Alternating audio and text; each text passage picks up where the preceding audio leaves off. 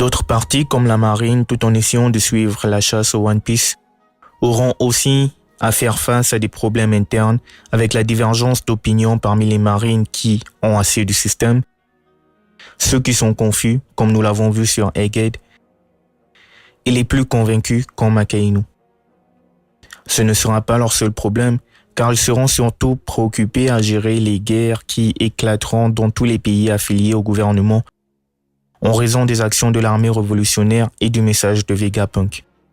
Le fait que Luffy ait été accusé de tuer Vegapunk, qui jouit d'une cote de popularité incroyable, augmentera la haine générale des pirates parmi la population générale et nous nous retrouverons dans une situation où la population mondiale détestera à la fois le gouvernement mondial et les pirates, ce qui les conduira naturellement vers l'armée révolutionnaire.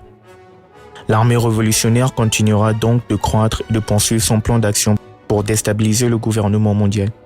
Mais cela ne se passera pas aussi facilement, car Dragon a dit lui-même que les choses deviendraient sérieuses dès que les chevaliers divins seront invoqués. Eh bien, nous y sommes. Il est donc certain qu'ils iront aussi après l'armée révolutionnaire en s'attaquant également à certaines de leurs branches et bases. Une autre possibilité est que si Luffy se rend sur Marijois comme nous l'avons mentionné plus tôt, et cause des ravages, il n'est pas impossible qu'il établisse un contact avec l'armée révolutionnaire qui potentiellement a encore des soldats en maraude à Marijois, soit cachés quelque part, soit simplement dissimulés parmi les esclaves. Si c'est le cas, Luffy et Dragon pourront établir un contact et nous verrons où leurs objectifs se rejoindront, ce qui conduirait éventuellement les révolutionnaires à se diriger vers Elbaf. Une autre raison pour qu'ils aillent sur Elbaf est au cas où Lilith contacterait l'armée révolutionnaire à propos de Kume et Bonnie et qu'ils se déplacent pour les récupérer. L'orage se prépare.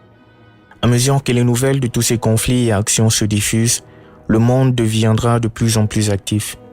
Tous les pirates se rendront compte que le gouvernement est en train de s'effondrer sous leurs yeux et que les Yonko vont bientôt se clasher.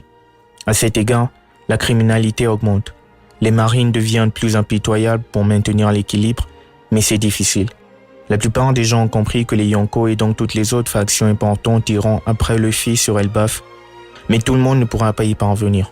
En chemin, les pirates, les marines, les chasseurs de pirates et d'autres se détruiseront les uns les autres et personne, à l'exception des factions principales, n'aura une idée claire de comment y parvenir.